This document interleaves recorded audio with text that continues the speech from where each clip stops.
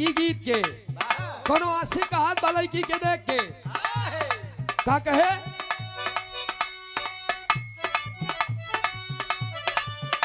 यह बात कहे हे राजा जी हे सैया हो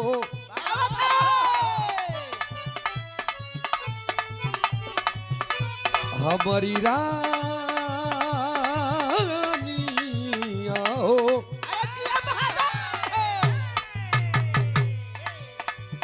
तो हर फोटो हम सबके देखवले बानी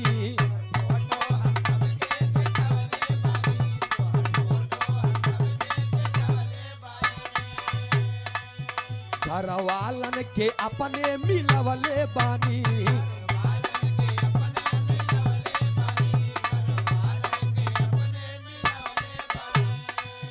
तोहर फोटो हम सबके देखवले बानी घरवालन के अपने मिलवले बानी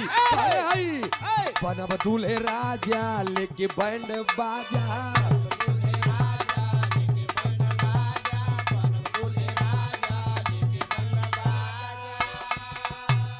बनब दूल्हे राजा लेके बैंड बाजा हम तोहरे दुअरिया आई बहो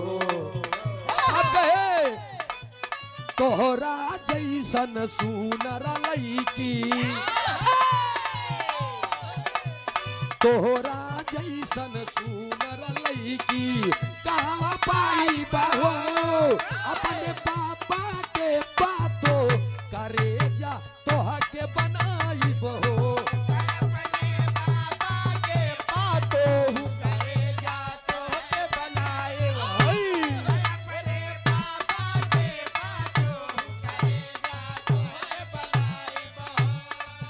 आशिक कहे सुना सुना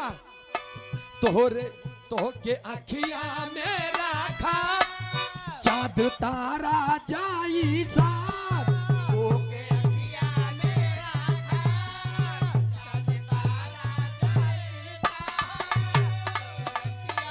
जियो जियो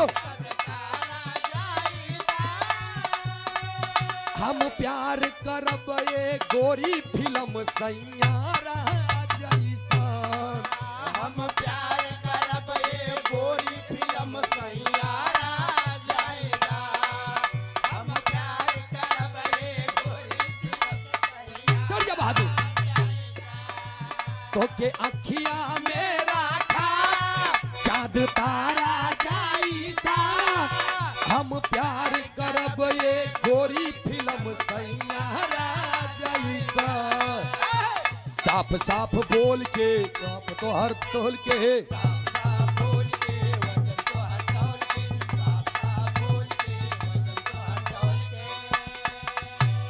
साफ साफ बोल के वजन तो हर तोली हरी भरी घुमाई बहो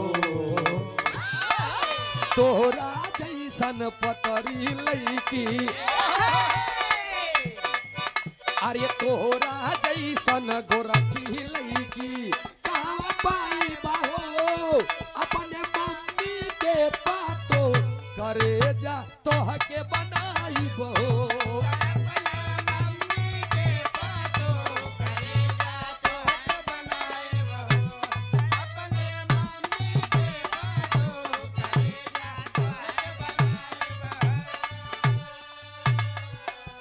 और हमारे लड़कियन के दादा हमारे बबुओं के दादा हमारे दादा के दादा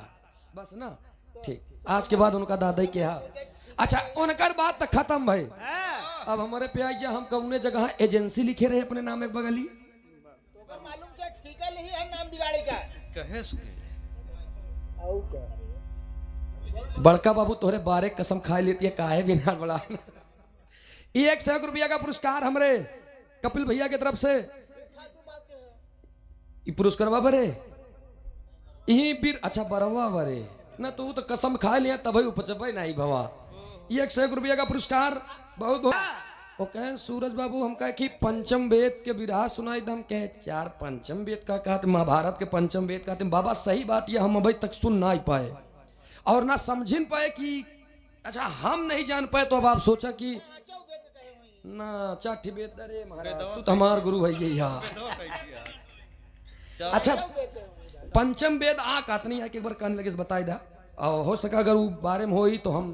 ला देवे भी रहा और लेकिन इतना जाने है कि पंचम वेद महाभारत को ही कहा जाता है दूसर बा कहानी के बाव में से तो कनवम चुप रुका रुका अरे महाराज तू ही लोग बोल फिर हाँ बहुत बहुत धन्यवाद काका एक जोरदार ताली बजा के सम्मान कही देता हूँ लेकिन बताया जरूर विराह जगह पहली बार हम विराह के मामले में फंसे का जान लिया कि पंचम वेद के विराह अच्छा चार वेद ले सुन बहुत बहुत धन्यवाद बहुत बहुत धन्यवाद आपके आप बैठा सवेरे ना ना ठीक अरे आप बताएंगे मुझे जानकारी होगी अनुभव देखिए कलाकार